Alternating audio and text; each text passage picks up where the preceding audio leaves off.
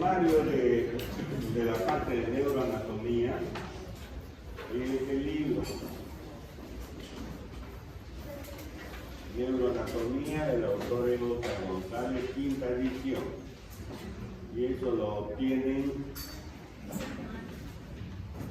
en la calle Cebana. La calle Cebana, ahí lo pueden comprar.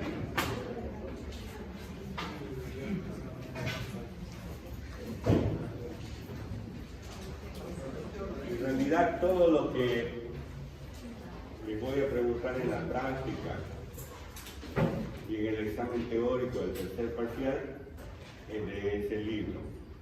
¿Ya? Yo les voy a dar unas generalidades, no les voy a repetir de memoria lo que está escrito en el libro. ¿Ya? Les voy a hablar de la médula, luego puedo saltar al cerebro, a la protuberancia, al bulbo, etc. No voy a ir tema por tema. Al final les voy a pasar un cronograma de los exámenes prácticos que van a tener ustedes, cada cuántos temas y qué fecha. ¿Está bien? Y al final también les voy a abrir la plataforma donde ya están sus notas del segundo parcial del día de ayer. Al final de la clase activo el celular y les abro la plataforma para que puedan ver sus notas sobre 15 puntos de ayer. Las notas prácticas, que es sobre 7 puntos, solo el grupo A1 me ha pasado la nota de la guía. A2 y A3 todavía no me han pasado, por eso que no he puesto las notas de práctica, solo la teoría. En el transcurso de la semana ya obtendrán las notas de práctica también sobre 7 puntos. Como les digo, estoy esperando que los ayudantes del grupo A2 y A3 me puedan pasar sus notas. Muy bien, entonces con esos avisos vamos a empezar con el sistema nervioso.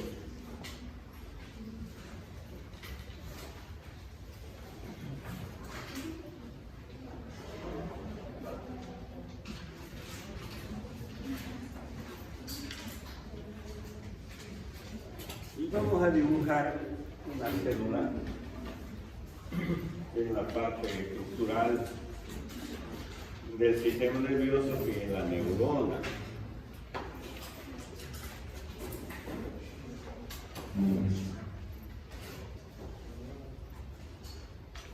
Esa célula es la estructura del sistema nervioso. Forma el cerebro, forma el cerebelo, forma la médula oblongada,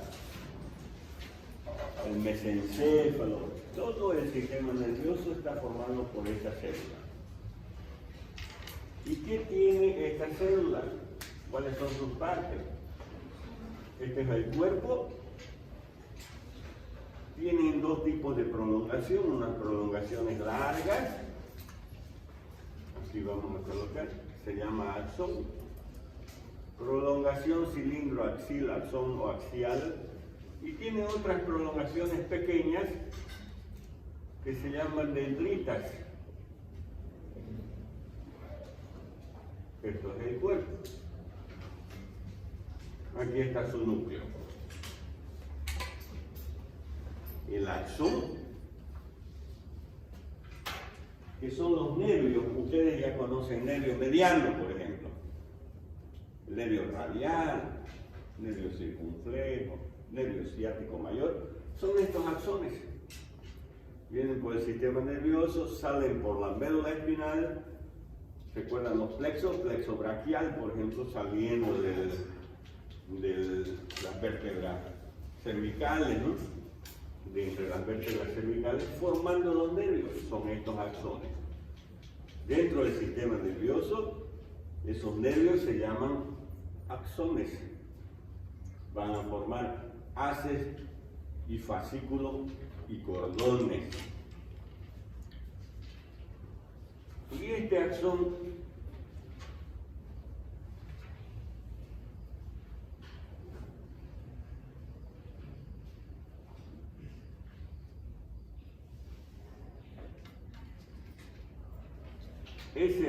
tiene una célula que forma una vaina. vaina de mielina. La mielina. Como es de color blanquecina, la mielina, nosotros decimos sustancia blanca. Es la sustancia blanca del sistema nervioso. En cambio de estos cuerpos,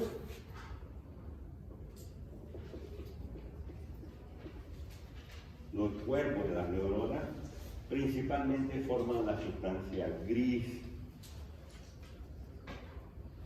Y los cuerpos de las neuronas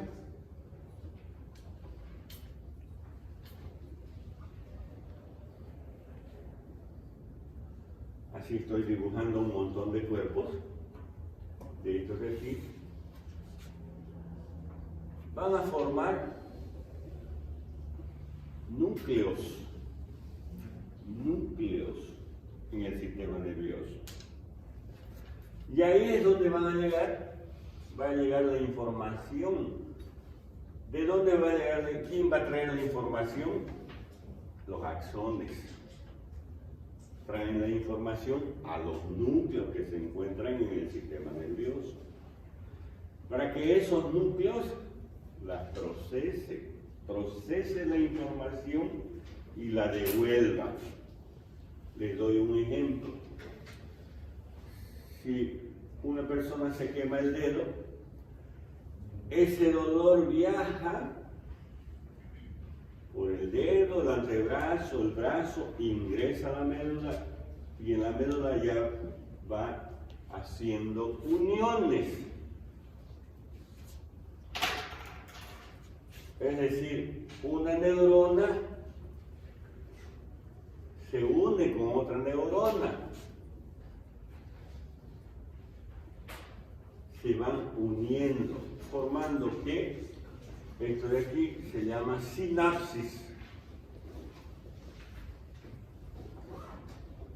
Es decir, si una neurona desde el dedo para llegar al cerebro, llevándose información del dolor, no es suficiente para alcanzar al cerebro, tiene que unirse a otra, pasar la información a otra. Y esa unión se llama sinapsis. Y esa sinapsis, existe sinapsis química y sinapsis eléctricas. No es que se están uniendo así, no es esa unión así, ¿me entienden? No están físicamente unidas las neuronas. Hay un espacio ahí. Vamos a dibujarlo. Vamos a dibujar esta de aquí, por ejemplo. Esa parte.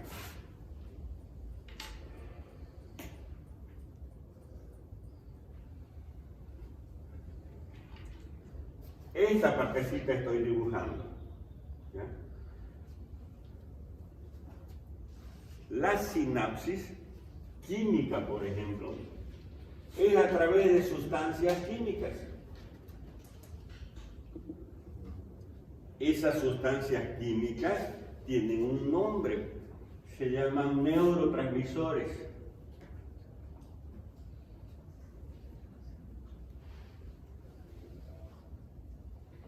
Neurotransmisores.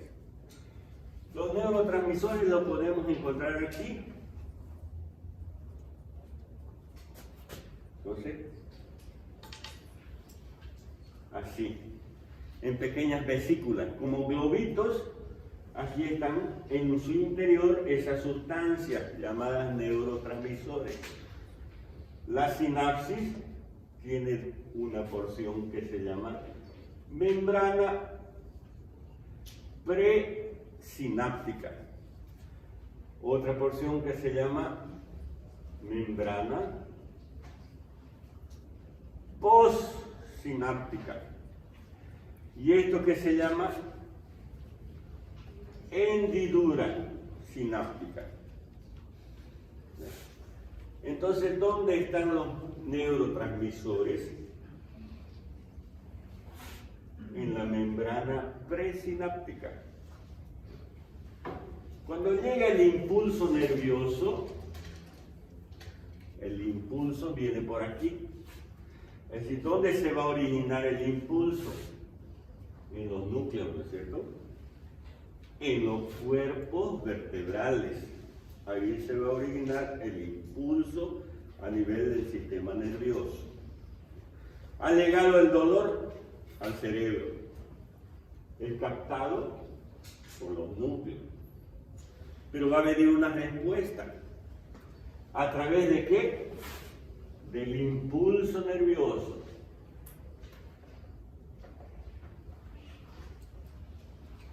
El impulso nervioso. Entonces, desde aquí, la conducción es saltatoria. A través de estos nódulos, se llaman nódulos de Rambier. La conducción es saltatoria para hacerla más veloz, la conducción. Entonces va a llegar el impulso aquí. ¿Ya? Aquí hay una sustancia que se llama calcio. El calcio es un mineral, ¿ya? Que está en el huevo, en la leche. Nosotros comemos y tenemos calcio. El calcio sirve, vean ustedes, para favorecer el impulso nervioso y para favorecer la contracción de los músculos. Necesitamos de esto de aquí, del calcio. Entonces llegó el impulso nervioso, ya desde el cerebro, desde el encéfalo, a la región presináptica, a esta región de aquí. Y gracias al calcio, estas vesículas que hay aquí cargadas de neurotransmisores liberan sustancias. Estas son sustancias liberadas ya.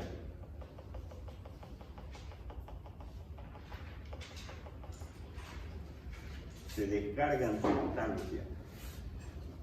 Eso se llama mediadores químicos o neurotransmisores. Pongámosle neurotransmisores.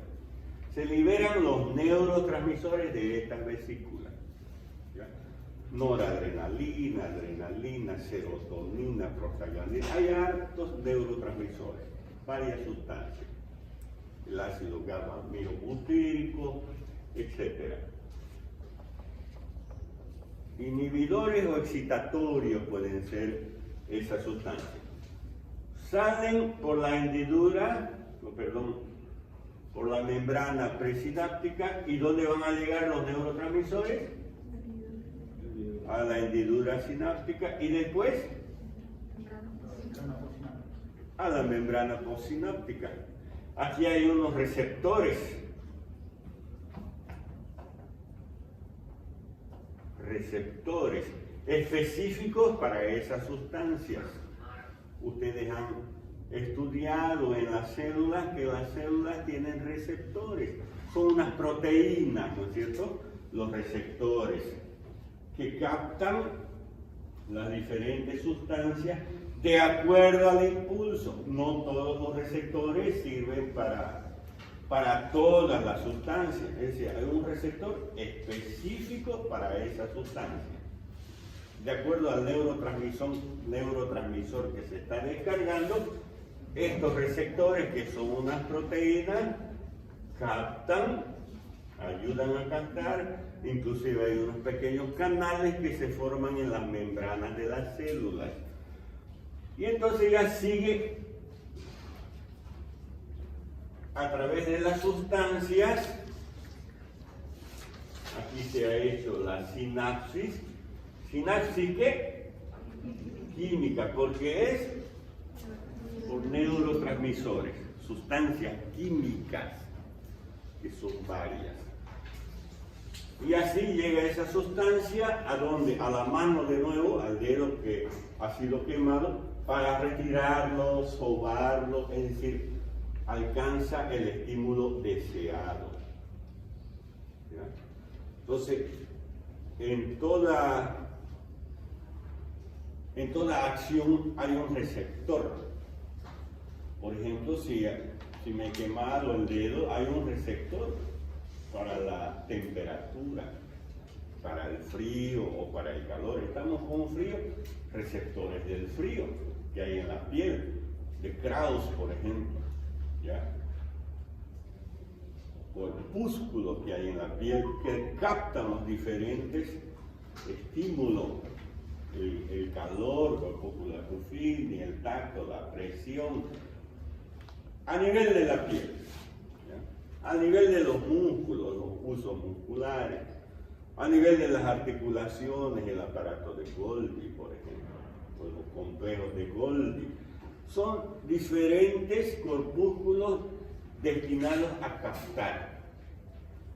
Por ejemplo, nosotros caminamos, nuestras articulaciones, nuestros músculos están en forma coordinada, debido a que hay corpúsculos. Para eso sirven esos corpúsculos también, para coordinar las diferentes acciones que tenemos en nuestro cuerpo. Eso es la sinapsis química.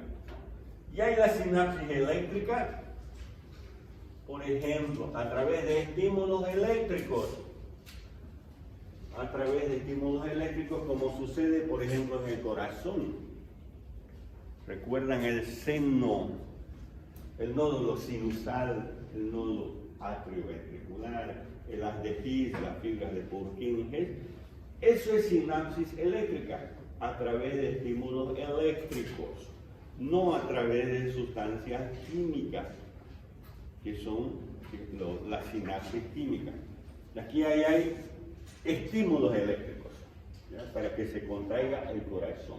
Ese es un ejemplo de un tipo de sinapsis eléctrica. ¿Está bien?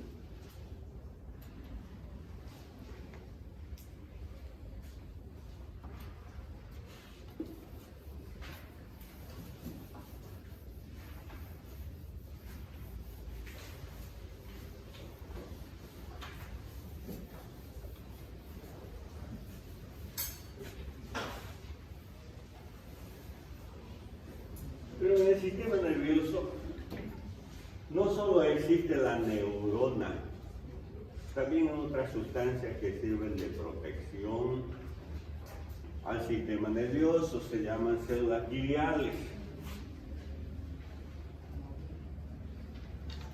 o neuroglia. Ahí tenemos, por ejemplo, los oligodendrocitos.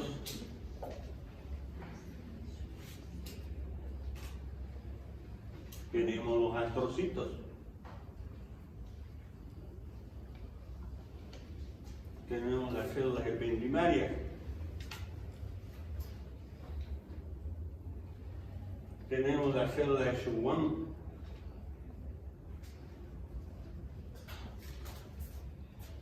¿Qué función cumplen estos oligodendrocitos? Hace un momento les decía yo que existe sustancia blanca. ¿Y cómo está formada la sustancia blanca? ¿Quién forma la sustancia blanca? Los axones, envueltos por la mielina. Ahora, ¿quién forma la mielina? En el sistema nervioso central, los oligodendrocitos. Y en el sistema nervioso periférico, las células de Schwann.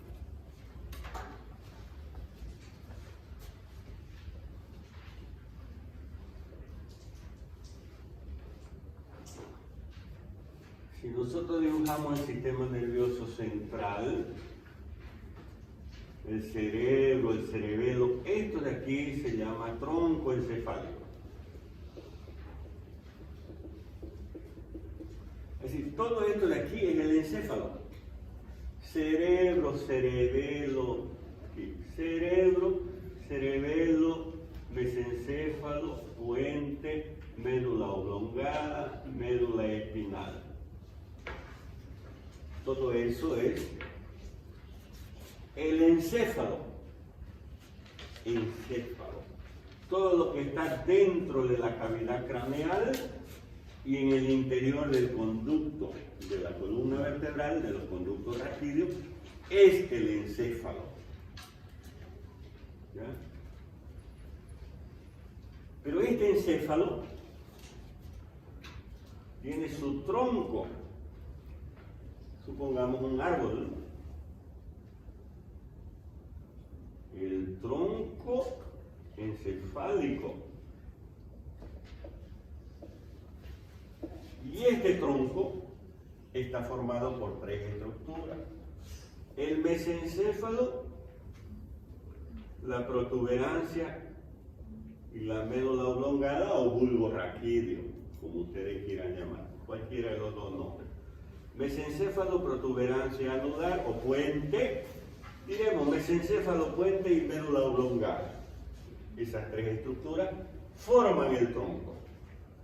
En este tronco se descargan todas las acciones involuntarias.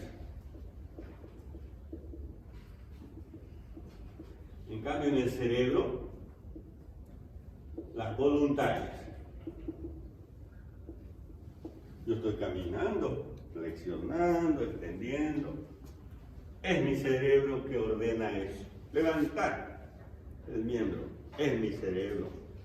Bajar el miembro, es mi cerebro. Todo lo voluntario, patear, saltar, por ejemplo, bajo mi conciencia, es el cerebro que ordena. Pero denme un ejemplo de involuntario. Ustedes. El corazón. El corazón no late, se contrae. ¿Quién late? Los perritos laten. Mentira, está bien. Entonces, las contracciones del corazón, por ejemplo, es involuntario. ¿Dónde se origina eso? ¿Quién controla el corazón? El tronco encefálico. Las contracciones de los bronquios, dilatación, contracción de los bronquios, intestino delgado, intestino grueso, todo lo que es involuntario es el tronco encefálico. Alguna persona, por ejemplo, que tiene algún problema, algún derrame cerebral, una embolia en el cerebro y queda inconsciente en coma, no puede caminar, no puede levantar la mano, el miembro, etc. Todo lo voluntario está inconsciente en coma. Pero sigue funcionando ¿quién? El corazón, los pulmones, intestinos, porque es inervado por el sistema nervioso autónomo o involuntario. Es el sistema nervioso simpático y parasimpático. Cuando hemos hablado de la inervación de las vísceras, estómago, intestino delgado, intestino grueso, hemos dicho sistema simpático y parasimpático, inervando. Ya saben cómo llega de la región torácica a través de los nervios esplácnicos, mayor y menor, llegan al abdomen para inervar al abdomen. El sistema, ¿quién? Simpático, ¿no? Esplácnico, mayor y menor, que se originan de los ganglios torácicos. Recuerdan el origen, ¿no es cierto?, de los ganglios torácicos. Y el sistema parasimpático llega a través del nervio neumogástrico. Y así se inerva la cavidad abdominal, la cavidad pélvica, por el sistema simpático y parasimpático, que sigue el trayecto de las arterias para inervar a los órganos. Esto de aquí. Pero el origen es en el tronco encefálico. De ahí del tronco encefálico se está originando el neumogástrico, por ejemplo. De ahí del tronco encefálico.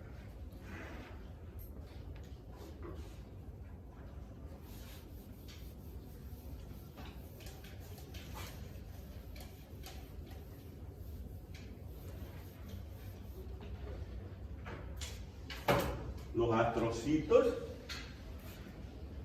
tienen así esa forma estrellada, pues se llaman astrocitos. ¿Y cuál es la función de estos astrocitos? Aquí en el sistema nervioso existen vasos sanguíneos. Y estos astrocitos tienen unas prolongaciones. Son los pies chupadores. Estos astrocitos unen el sistema nervioso con la circulación.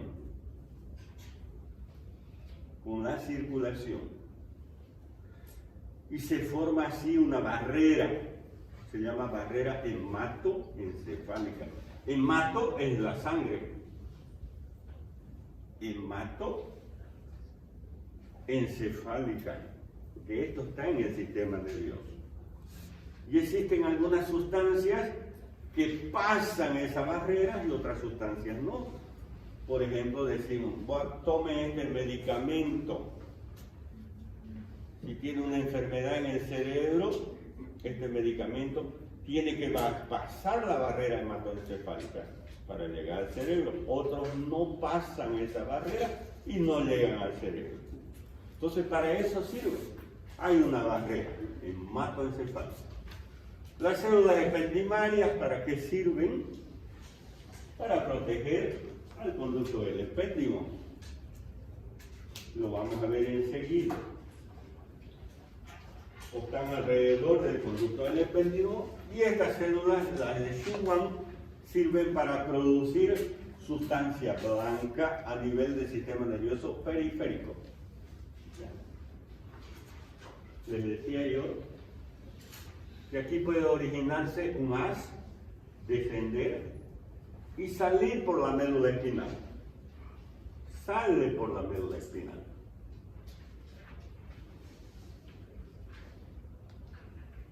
Son los pares raquídeos.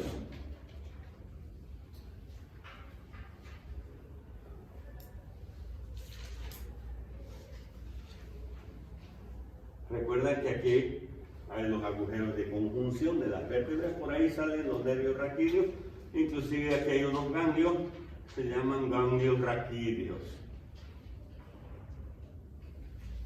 Entonces, los pares espinales, o los nervios espinales, o los nervios raquídeos, son en número de 21 pares. Y salen por la médula espinal. Salen por la médula espinal. ¿Para formar qué? Al unirse. ¿Qué van a formar al unirse? Los plexos, ¿no? Los plexos. Esos son los nervios espinales que al unirse, porque salen y luego se unen, plexo cervical, plexo braquial, plexo dorsal, plexo lumbar, plexo sacro, es la unión de los nervios periféricos antes de su distribución periférica. Eso es plexo, ¿no es cierto? Plexo. Y así va a inervar al miembro superior, al miembro inferior, al tórax, al abdomen, etc. Los plexos. Ya nos estamos dando cuenta, la médula espinal, esta estructura cilíndrica, donde se encuentra en el interior del conducto raquídeo. ¿Para qué sirve esta médula espinal? Es un camino de los haces ascendentes y descendentes, de los haces méduloencefálicos o de los haces encéfalo-medulares, los que están yendo de la médula al encéfalo a la médula. Para eso sirve la médula espinal y tiene interiormente una estructura. Si nosotros hacemos un corte así, cortamos transversalmente a la médula espinal y vemos su estructura interna, ¿cómo es la médula?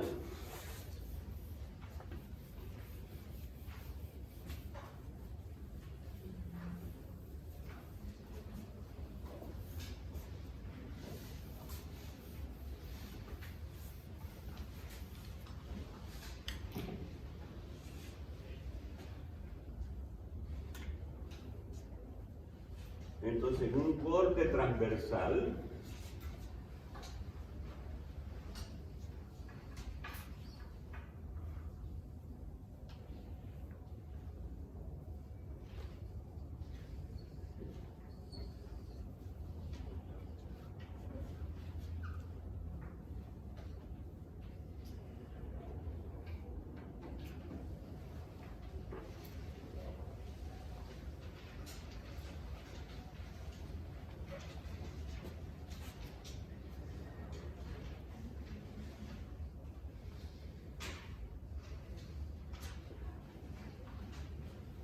así es la médula en un corte transversal. ¿Y cómo están constituidas las estructuras del sistema nervioso? ¿Quién constituye las estructuras del sistema nervioso? La neurona. El conjunto de neuronas o el conjunto de células forman los tejidos, ahí el tejido nervioso, ¿no? Y los tejidos forman órganos, ahí los órganos, la médula, el bulbo, la protuberancia, etc. Entonces ahí en el interior vamos a encontrar neuronas, pero neuronas distribuidas en dos partes, el cuerpo y el axón. El cuerpo, sustancia gris, y el axón, sustancia blanca por la mielina.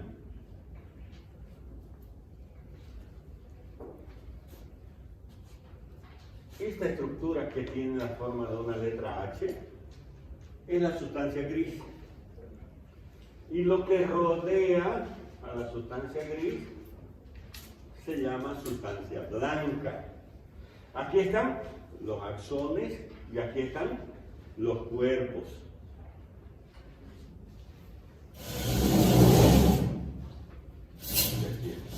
Por eso estoy haciendo cuerpo, sustancia blanca. La sustancia gris, que tiene la forma de una letra H,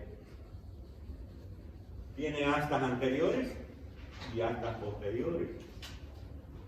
Aquí vamos a poner astas anteriores o cuernos anteriores y astas posteriores o cuernos posteriores. La diferencia, son dentadas las astas anteriores. Las astas posteriores son agudas, afiladas, puntiagudas. ¿Qué hay entre las dos? Hay un conducto. Hay un conducto. Entonces, ese conducto viene por el interior de la médula espinal. ¿Ya? Por su interior. ¿De dónde a dónde se extiende la médula? Desde la emergencia del primer par raquídeo hasta aquí, hasta el cuerpo vertebral entre L1 y L2. Hasta ahí llega la médula espinal. ¿Ya? Por abajo hay otros nervios, plexo sacro, que da el aspecto de una cola de caballo, por eso se llama cola de caballo o cauda equina.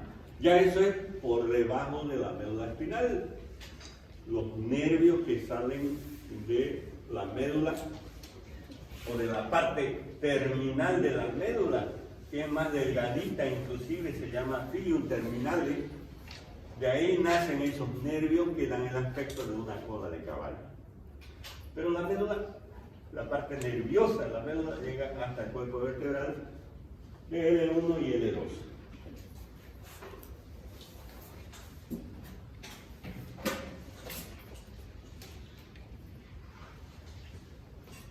¿Qué sustancia es esto en forma de letra H?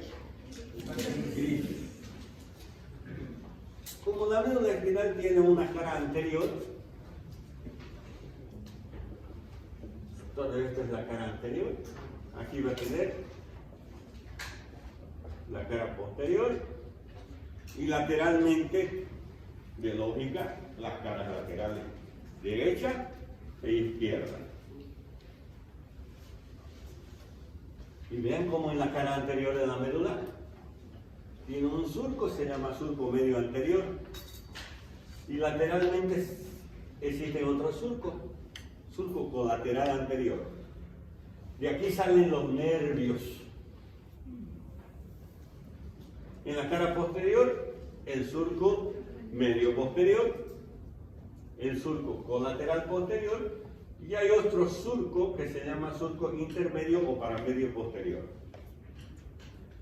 Aquí entre estos dos surcos, o el surco medio posterior, el surco colateral anterior, dividido por el surco intermedio o paramedio posterior, existen dos haces, el haz de golf y el haz de Burdach.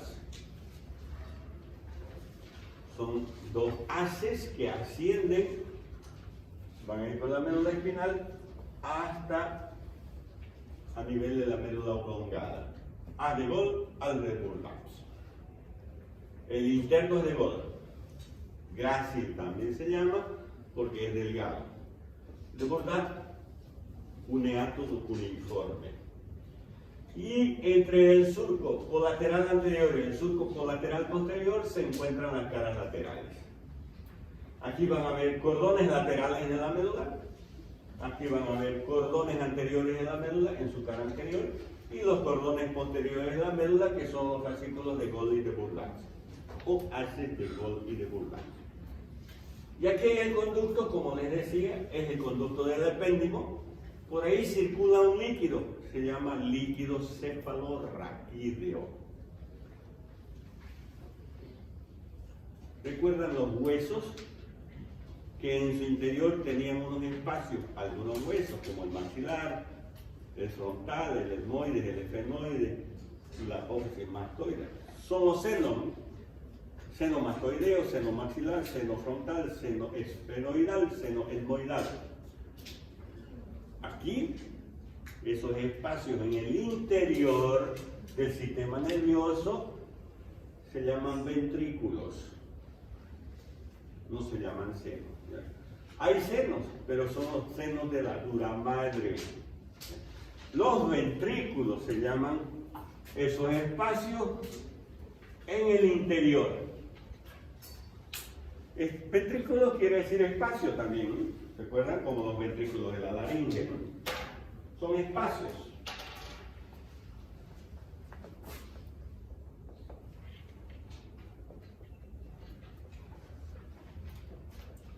Ventrículos.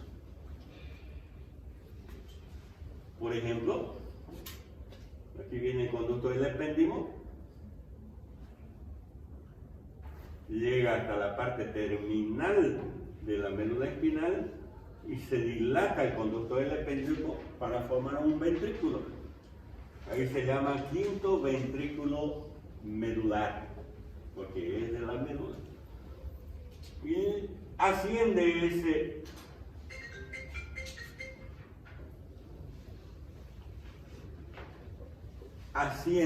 el conducto del epéndimo y llega aquí en el tronco encefálico, entre el bulbo y el puente, conducto del epéndimo, se va a dilatar el conducto del epéndimo para formar otro ventrículo. Se llama cuarto ventrículo. Esto está en el tronco encefálico, entre la médula oblongada y el puente. Por arriba se va a continuar a través de un acueducto, se llama acueducto de Silvio, el tercer ventrículo. Ya a nivel del encéfalo se van a formar otros espacios que se llaman ventrículos laterales, primero y segundo ventrículo. Entonces vean ustedes, aquí van a estar los ventrículos laterales, estos espacios, el tercer ventrículo, aquí abajo va a estar el cuarto ventrículo y el conducto del epéndimo. Por ahí, ¿qué está circulando? Está circulando el líquido cefalorraquídeo. El líquido cefalorraquídeo sirve para mantener el equilibrio de las estructuras del sistema nervioso y además dar nutrición al sistema nervioso. Aparte de las arterias que dan nutrición, también el líquido cefalorraquídeo da nutrición al sistema nervioso. ¿Y dónde se forma este líquido? Aquí en los ventrículos laterales, a nivel del cerebro, existe un conglomerado de vasos sanguíneos. Ese conglomerado de vasos sanguíneos que se llaman plexos coroideos,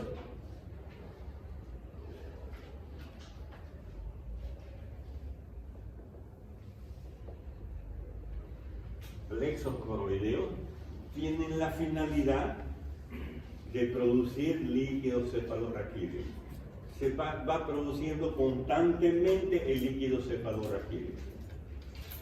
Muchas veces el líquido cefalorraquídeo sirve para diagnóstico. Aquella persona, por ejemplo, que se está sospechando de una infección en las meninges, una meningitis, una infección. Las meninges son estructuras o capas que envuelven al sistema nervioso. La dura madre, la pia madre y la aracnoide. Entre la aracnoide y la pia madre hay un espacio, se llama espacio subaracnoideo. Por ahí está circulando el líquido cefalorraquídeo, por ese espacio. Y por los ventrículos. Esa es la circulación del líquido cefalorraquídeo. Pero cuando se sospecha de una infección, se debe hacer punción en la columna para extraer el líquido cefalorraquídeo. Se extrae el líquido cefalorraquídeo con una jeringa de aquí de la columna y se lleva a analizar al laboratorio. Ustedes han escuchado hablar que le extrajeron líquido de su columna, ya no va a volver a andar, es para comercializar, etc. Nada que ver.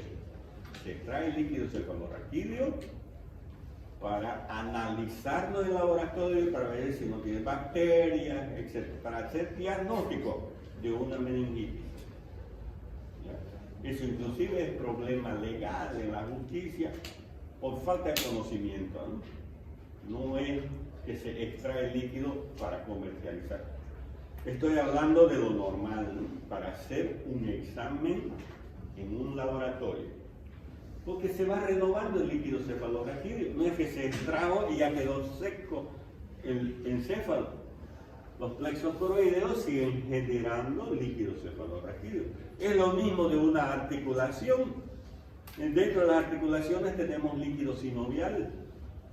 ¿Qué aspecto tiene el líquido sinovial? Como la clara del huevo. Todo el mundo conocemos la clara del huevo. Así es el líquido sinovial que tenemos en nuestras articulaciones sinoviales. No es cierto que dividimos las articulaciones en sinoviales, cartilaginosas, fibrosas. En las sinoviales, en las de los miembros superiores e inferiores, ahí hay membrana sinovial que genera el líquido sinovial. También se puede extraer con una jeringa, una punción de una articulación, se llama artrocentesis, para diagnóstico. Se regenera de nuevo el líquido sinovial. No es que quedó seca la articulación, se vuelve a regenerar. Lo mismo sucede con el líquido cefalorraquídeo. Entonces, ¿por dónde circula el líquido cefalorraquídeo? Circula por los ventrículos y por el espacio subaracnoideo, y hay otros espacios que se llaman cisterna basal y cisterna quiasmática, a nivel ya del encéfalo. Por esos tres espacios circula el líquido cefalorraquídeo. Ya sabemos para qué sirve.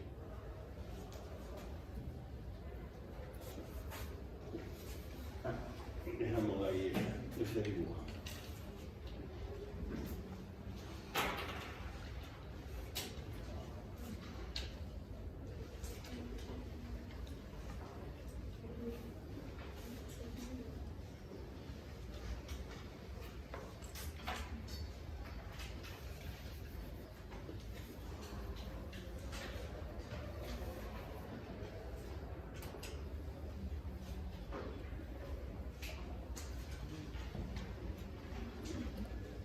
Entonces la médula espinal Tiene astas anteriores, astas posteriores.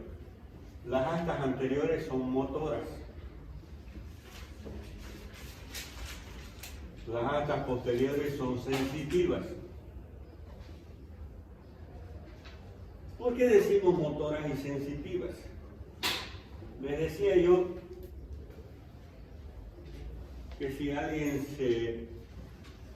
con el calor se quema el dedo,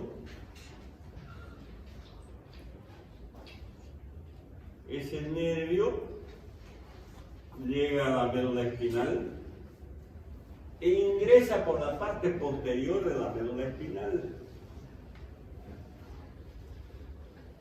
Aquí se encuentran unos ganglios en la parte posterior, se llaman ganglios raquídeos. Pueden hacer sinapsis ahí, pero luego pasan a las astas posteriores. ¿Llevando qué? ¿Qué está llevando?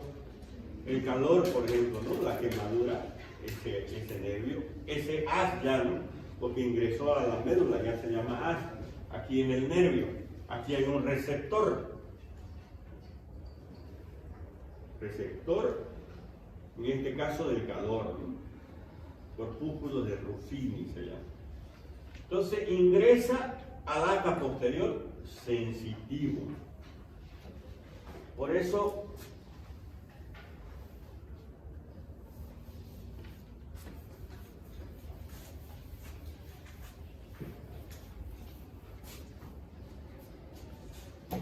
esta parte posterior de la médula, los cordones posteriores de la médula, son sensitivos o son aferentes o son centrípetos.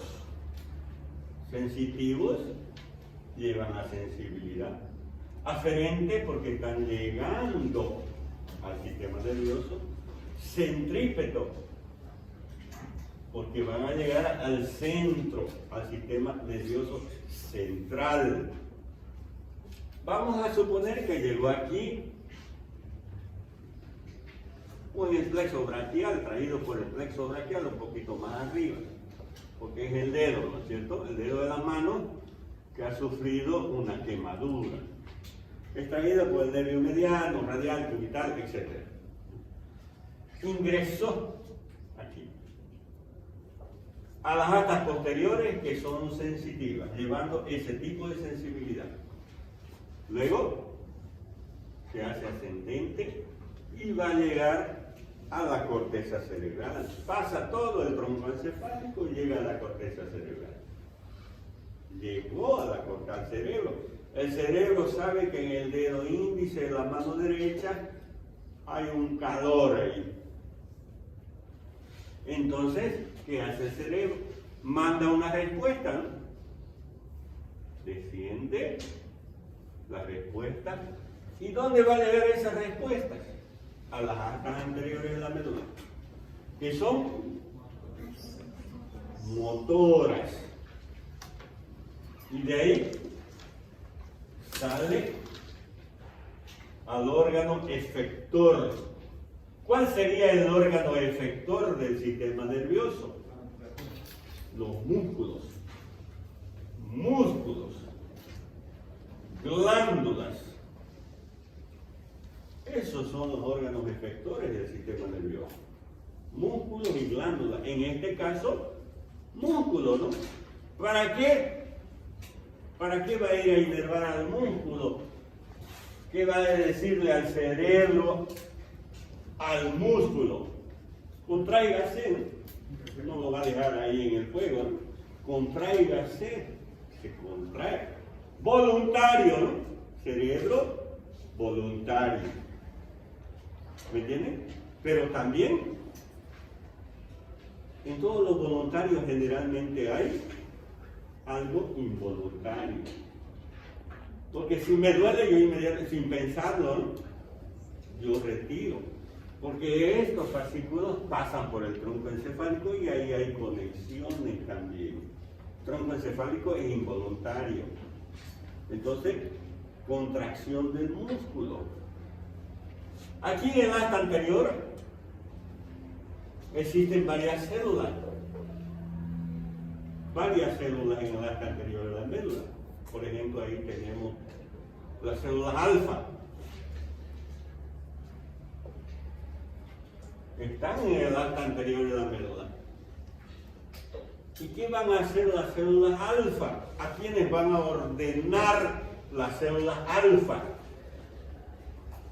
Al músculo. Al músculo.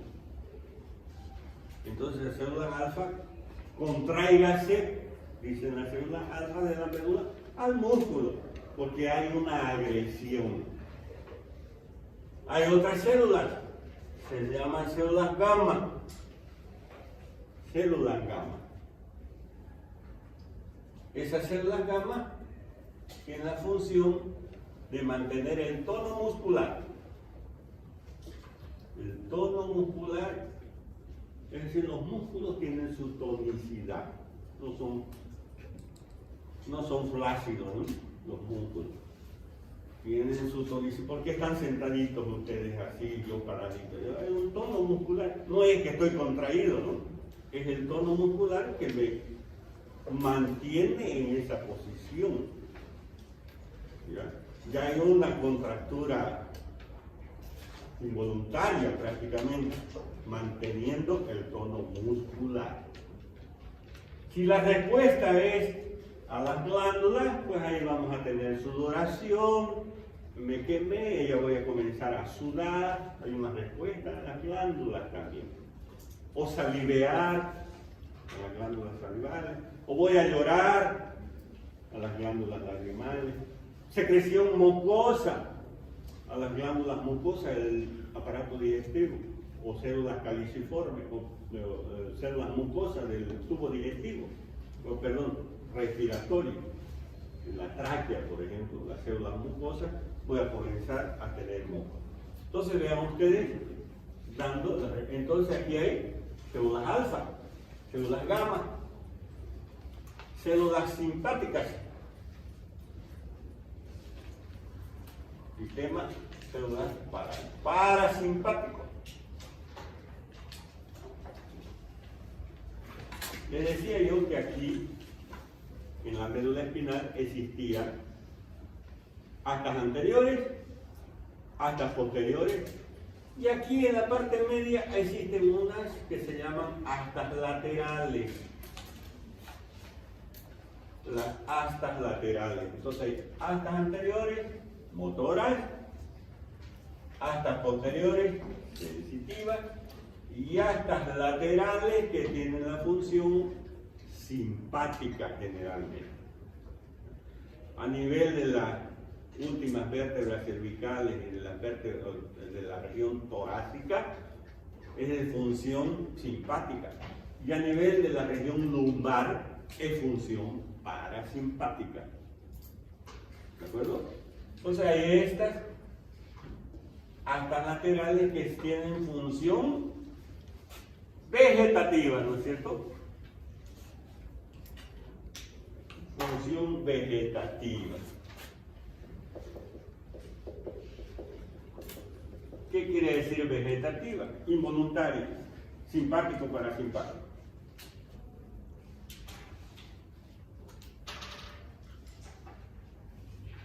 Ok.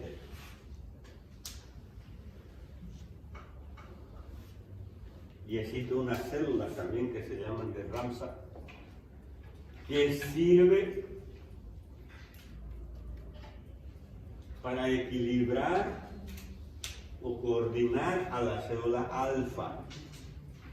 Controlan esta célula a la célula alfa para una buena coordinación o contracción muscular. ¿Ven? Varios tipos de células a nivel de la médula espinal. Y les decía yo, esto es sustancia gris, ¿correcto? La sustancia gris en forma de una letra H. ¿Qué hay aquí en la sustancia gris? Los cuerpos. ¿Y qué forman los cuerpos? Núcleos. Núcleos. Entonces aquí, por ejemplo, asta anterior y asta posterior van a tener núcleos. Núcleos. En el asta anterior, núcleo anterior, núcleo medial lateral, igual que en el asta lateral. Aquí van a tener varios núcleos también. Aquí en esta partecita hay el núcleo de Waldeyer, por ejemplo. Núcleo gelatinoso de Rolando, que recibe las sensaciones de prurito, por ejemplo. Núcleo medial, núcleo lateral, núcleo de Clark, núcleo de Becquerel y núcleo propio. Son diferentes núcleos que existen a nivel de las astas anteriores, posteriores y laterales de la médula espinal, formando una especie de láminas. Estos núcleos, 10 láminas van a conformar estos núcleos nombrados. Y desde ahí, de los núcleos que van a hacer, o va a llegar la información y va a salir la información. ¿Quiénes forman esos núcleos? Estas diferentes células, los cuerpos vertebrales de las neuronas, que reciben estos nombres a nivel de la médula espinal. Entonces la información tiene que llegar aquí, a la médula espinal, y de aquí a la corteza cerebral, y de la corteza cerebral de nuevo a la médula espinal, excepto los pares craneales. Los pares craneales no salen de la médula espinal. Los pares craneales, ¿de dónde salen? De los orificios que están en la base del cráneo. La hendidura esfenoidal, los fisuras orbitario superior, el agujero redondo mayor, el agujero redondo menor, el agujero oval, el foramen occipital, el agujero condilo anterior, el agujero rasgado posterior. Por ahí están saliendo los pares craneales, no de la médula espinal. Entonces las diferentes sensaciones, por ejemplo, en la cara, el dolor, por ejemplo, en la cara, la sensibilidad de la cara es por el trigémino, ¿no? Es el trigémino, o los músculos de la cara, por el facial, pero ya no por la médula espinal. Esa es la diferencia. ¿Ya? ¿A dónde van a llegar las diferentes sensaciones? A los ganglios, ¿no es cierto? A los ganglios raquídeos de la médula espinal. A los ganglios. Por ahí llegan, o ahí llegan primero. Pero también a nivel de los pares craneales llegan a los ganglios. ¿Recuerdan? Cada par craneal tiene su ganglio. Ganglio ciliar, por ejemplo, de dos tálicos. Y así sucesivamente. Cada par craneal, el neumo gástrico, el glosofaringeo, todos tienen sus ganglios. Generalmente a la salida de los orificios, ganglio yugular, el neumo gástrico. Ganglio geniculado. ¿De qué nervio es el ganglio geniculado? Intermediario de Rydberg, que es el facial, ¿no? A nivel de la primera coladura del facial, a nivel de la porción petrosa del temporal. ¿Recuerdan? El facial introduciéndose por el conducto auditivo interno y sigue el acueducto de Falopio en el interior del conducto auditivo interno y sale. ¿Por dónde sale el facial? Por el agujero estilomatoideo. ¿Y luego dónde sigue? ¿A dónde? Llega a la cara profunda de la glándula carótida y se divide en sus dos ramas terminales, que son temporofacial y cérvico-facial. ¿Y sus ramas colaterales intrapetrosas cuáles son? Aquí los dos.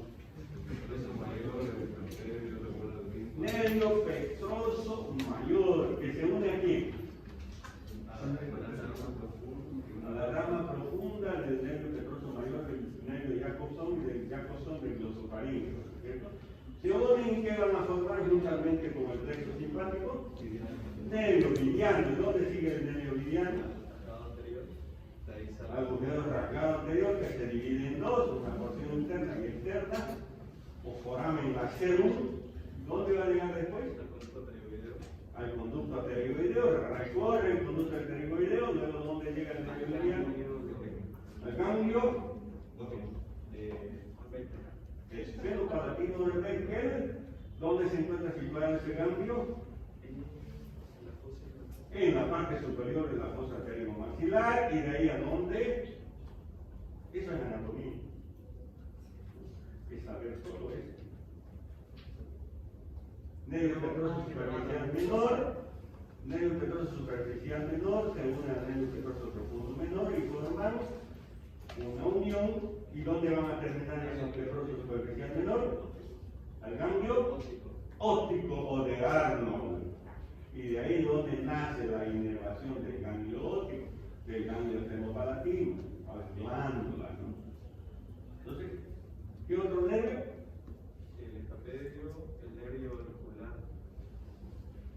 ramo comunicante con el lado, el ramo sensitivo del conducto visual externo, el ramo comunicante con el plexo timpánico y la cuerda del tímpano. La cuerda, ¿y qué pasa con la cuerda del tímpano? Con el nervio lingual del El nervio lingual y vale, sí, de más a la lengua, ¿no? Muy bien, están bien nomás ahí. Y así podemos hablar todo el día, ¿no?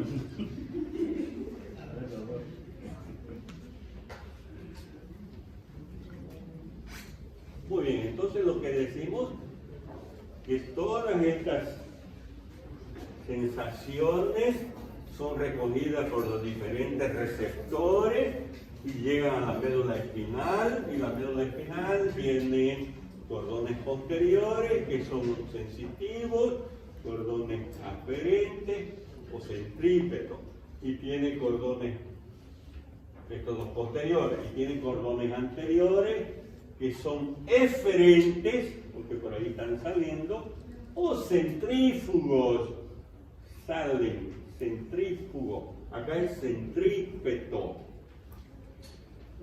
y sus diferentes células formando los diferentes núcleos con la laminización de la médula espinal. Pero por encima de la médula espinal, ¿quién va a estar por encima de la médula espinal? La médula oblonga. La médula oblonga.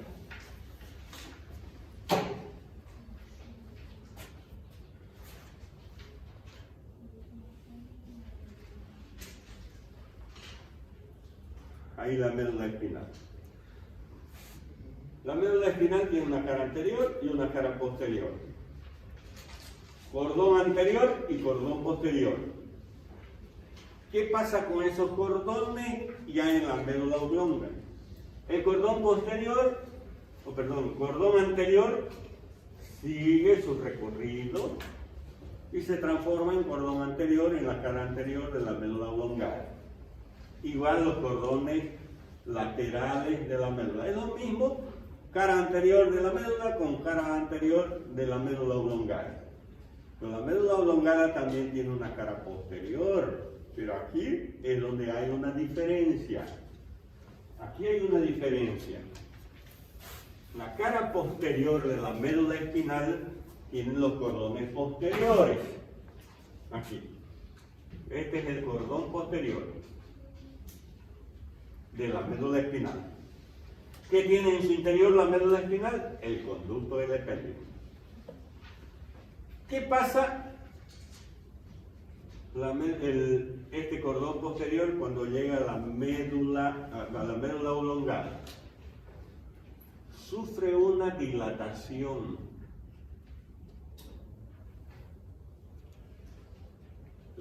En los cordones posteriores y el conducto del epéndimo se abre para formar este espacio de forma triangular. Se llama cuarto ventrículo.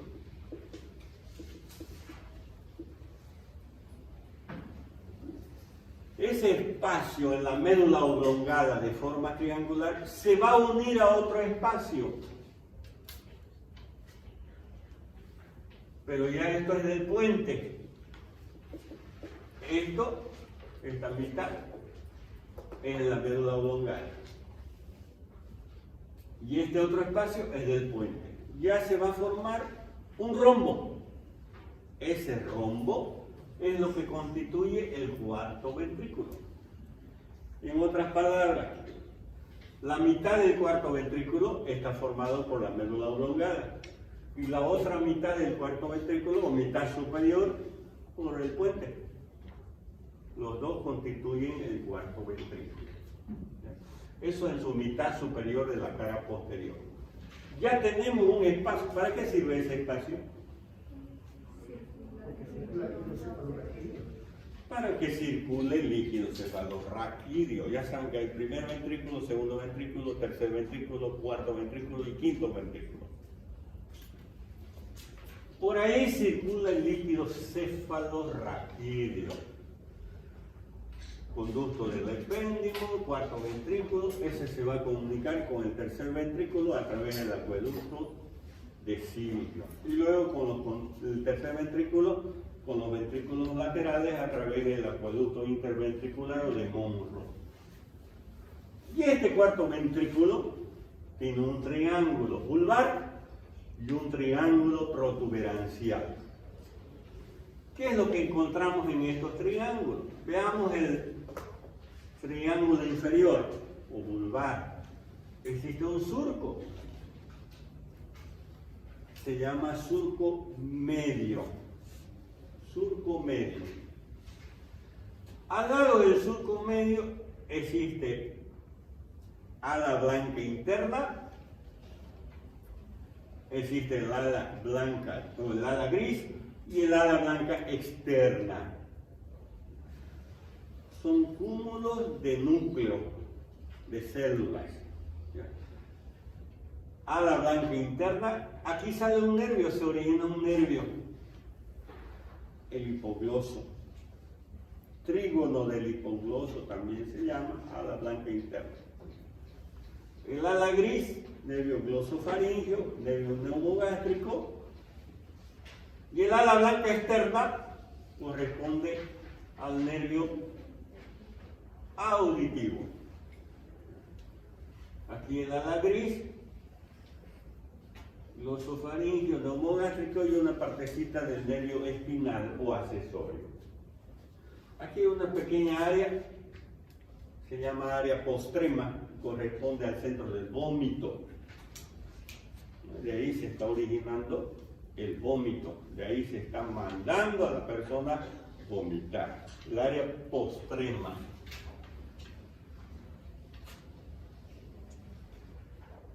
Aquí en esta parte interna, o aquí en esta parte interna van a llegar unas estrías que corresponden al nervio auditivo, al nervio coclear en realidad.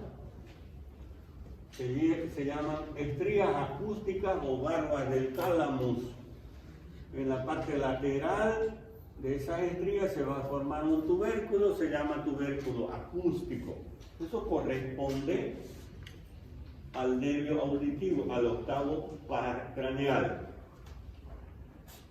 Ya en el triángulo superior vamos a encontrar una eminencia, se llama eminencia teres, eminencia redonda, y corresponde al origen del sexto par craneal, nervio abducen. Y aquí medialmente se encuentra una área que corresponde al origen a nivel del puente encefálico del nervio facial. Nervio facial. Y aquí hay una estructura, un cúmulo de células de sustancia gris llamado locus coeruleus, que corresponde a la producción de una sustancia que es la noradrenalina. Son sustancias que ayudan a mantener prácticamente las funciones vegetativas. La noradrenalina a nivel de locus coeruleus. Eso es el piso del cuarto ventrículo. Pero el cuarto ventrículo, si dibujamos así el piso, tiene un techo también el cuarto ventrículo. tiene un techo a nivel de sus dos triángulos.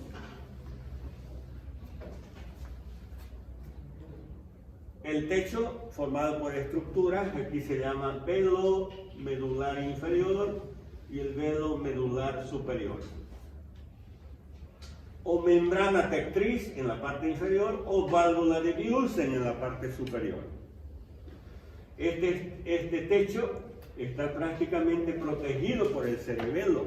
También se llama techo o fastigium del cuarto ventrículo.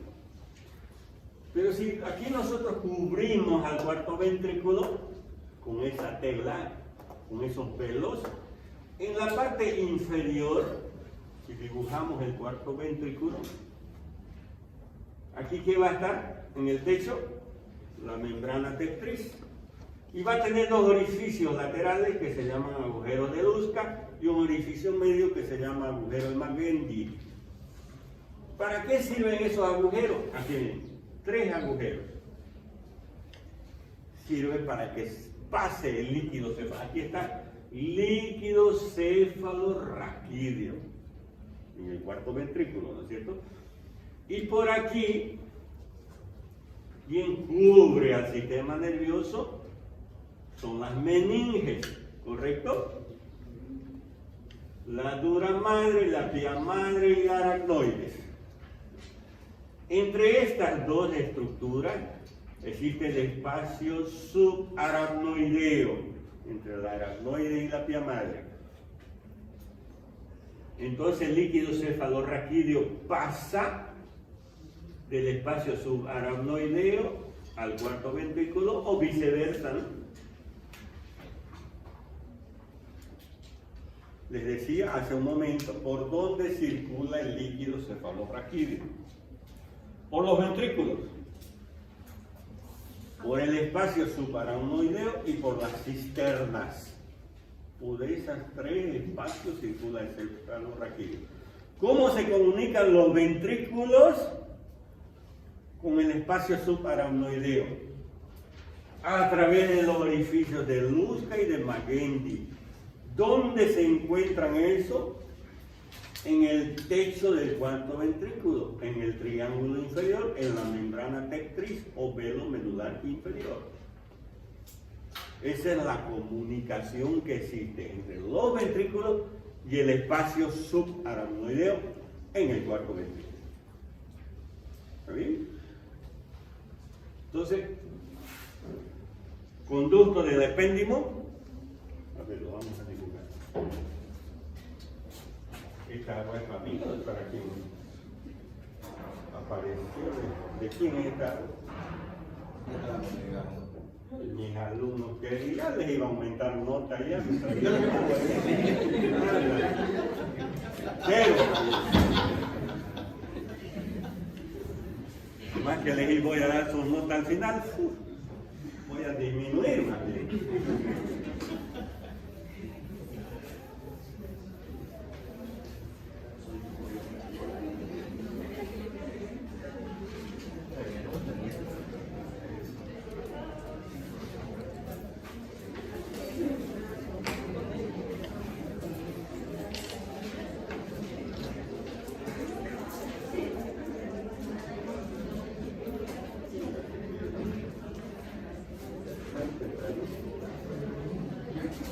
Digamos, les decía que aquí hay el conducto del epéndimo. El conducto del epéndimo sufre una dilatación junto con los cordones posteriores de la médula oblongada para formar el cuarto ventrículo. Triángulo de la médula o triángulo vulvar, triángulo protuberancial. Aquí se va a formar tercer ventrículo, aquí está el cuarto ventrículo, y esto es el conducto del epéndimo, y en la parte inferior hay una dilatación formando el quinto ventrículo medular. Este tercer ventrículo, a través del acueducto de Silvio, van a formar el primer ventrículo y el segundo ventrículo o ventrículos laterales. Pero eso ya es a nivel del cerebro, a nivel del diencéfalo. Entonces, a través de estos ventrículos circula el líquido cefalorraquídeo y por el conducto del epéndigo y por el espacio subaracnoideo y las cisternas, que después vamos a hablar cuando lleguemos a los núcleos basales.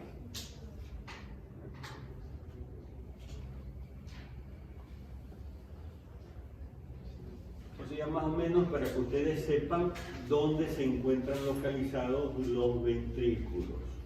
Son espacios por donde circula el líquido cefalorraquídeo.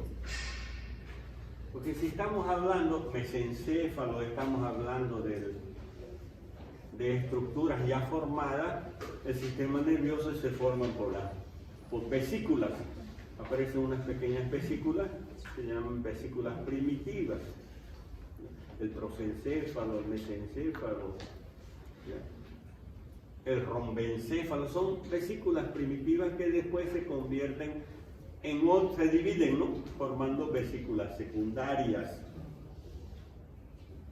Por ejemplo, el prosencéfalo va a dar origen acá, a nivel del sistema nervioso, en el cerebro, al diencéfalo y al telencéfalo. Cuando hablamos de telencéfalo, vamos a hablar de núcleos del sistema nervioso. Núcleos. Y cuando hablemos de diencéfalo, vamos a hablar de otras estructuras, como el tálamo, epitálamo, metatálamo, subtálamo y metatálamo. Eso es el diencéfalo. Ya en la parte inferior, el mesencéfalo se queda solito con ese nombre, el mesencéfalo. Y el rombencéfalo se va a dividir en mielencéfalo y metencéfalo, que va a dar origen a estas otras estructuras, que es el bulbo o médula oblongada, al cerebelo y al puente. Es así como se origina el sistema nervioso. Y luego, ya así formado, se forma el sistema nervioso voluntario e involuntario. Hay una división anatómica y división funcional. La anatómica son las estructuras, ¿no? Cerebro, cerebelo, médula, mesencéfalo, puente. Eso es lo anatómico. Lo funcional ya es el sistema nervioso involuntario, simpático y parasimpático con sus ganglios respectivos. Muy bien, aquí lo vamos a dejar hoy. Ya en la próxima clase vamos a continuar avanzando. Enseguida dejando sus notas, les digo cuándo van a dar examen y de qué tema. En exactamente un minuto, esperen ahí.